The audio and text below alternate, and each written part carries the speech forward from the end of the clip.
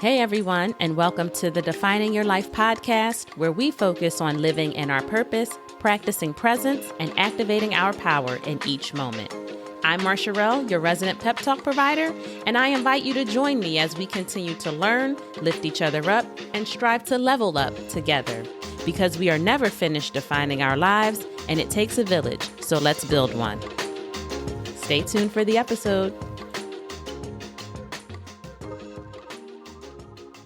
Hey everyone, I hope that all is well and that you have had an opportunity this week to commit or recommit to those things in your life that you need to prioritize your time, resources, and your energy with.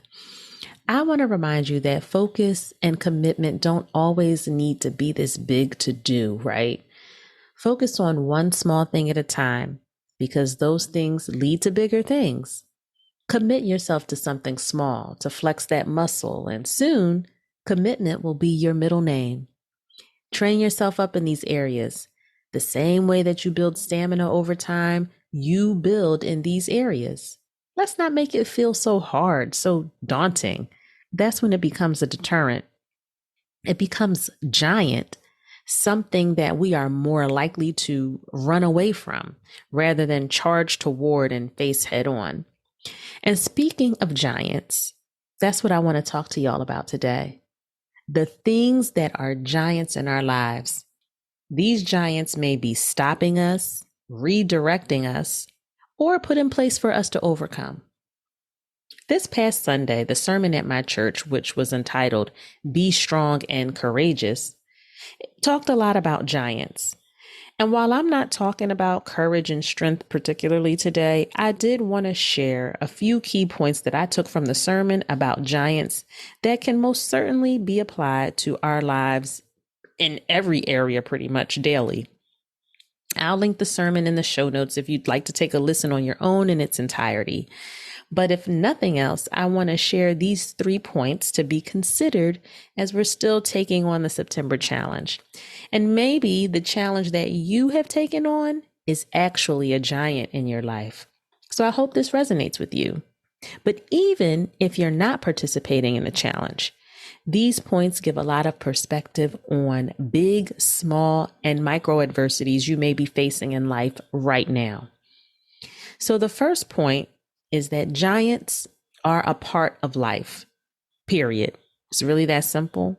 If we struggle with learning how to accept challenge or giants when they come our way, then we really need to remind ourselves that they are just a part of life. Knowing this can help us to prepare, right? Prepare our mindset at least. Even those folks that you look at from afar, for instance, who may appear to be sailing through life, we know that they're not. They have their own giants. Or folks we think have it easier than we've had it. From afar, life might look like a cakewalk for them. But what I've learned is that we cannot measure our trials or adversities against the next person. One punch might take someone out, but it might take a series of blows to get you down just to bended knee. So we all have our own giants, not to be measured against anyone else.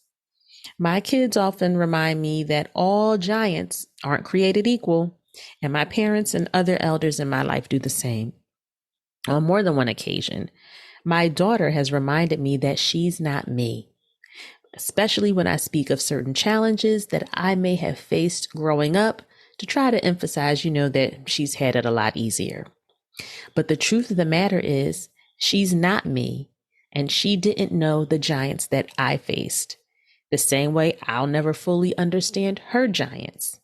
And I can hear the stories of or empathize with my own mother and her mother, but those were not my giants to face. They were theirs. So just remember that your giants are yours. They are a part of your life, but they are yours. And we all face this life with a different perspective.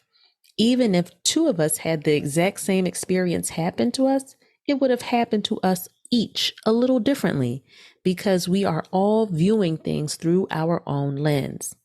So those giants, they're not going anywhere at all, whether you're comparing yourself to someone else or not accepting your own giants.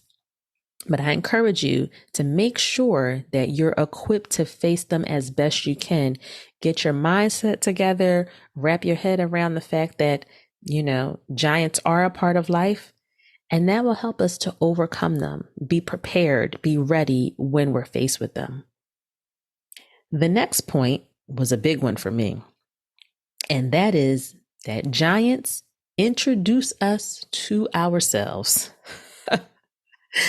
I'm quoting Pastor Randy here when he says, trials don't diminish or erode our faith, but they reveal your faith.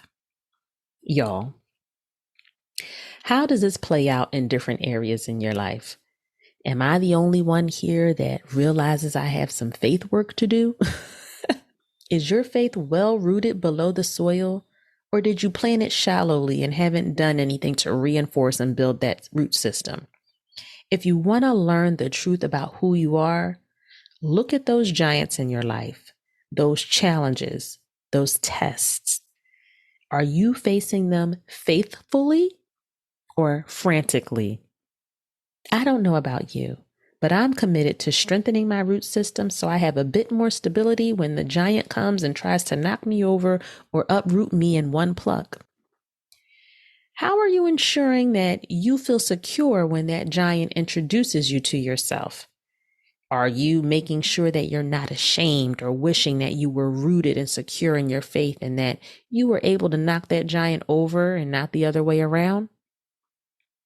Think about that. There was, of course, a whole lot more meat in the sermon, if you will, but here's also a question that was posed that I want to share as well. Ask yourself, is this giant something that I need to overcome?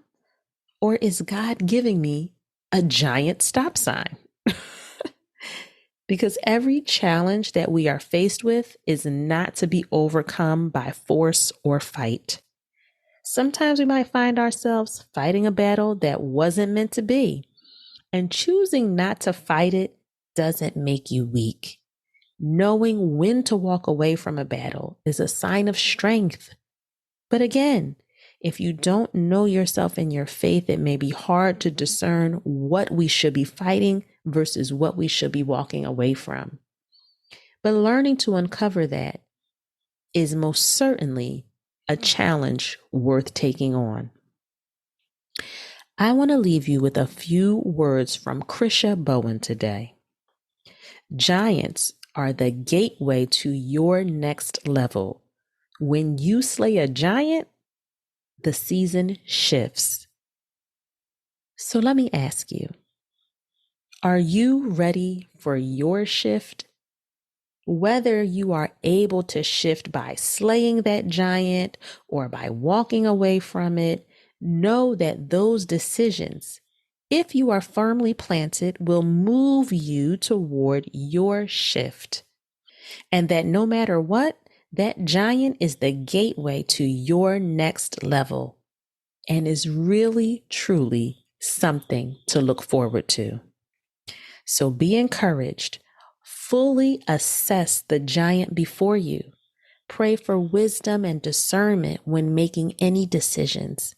Your own understanding is more often than not, really never, it's just not enough. And it doesn't need to be. So have faith, stay focused, and be committed to slaying those giants in your life in order to level up. Thanks so much for listening today. If what you have been hearing has been beneficial, remember to share. Leave a fabulous review if you'd like. I'd like that. And make sure that you are following the pod and downloading the episodes so that you stay in the loop. I know that I've really been driving home the whole focus and commitment bit a lot this month. And I hope these messages are giving you food for thought. It's just been laid on my heart to challenge us all in this way, in those areas of focus and commitment, and really just slaying those giants, right, that we're coming up against, learning how to handle them. But thank you to those of you who have shared about how you've been making out during the September challenge. Please keep sharing because I really do love to hear it. And I can't wait to talk to you all again next week. Take care until then.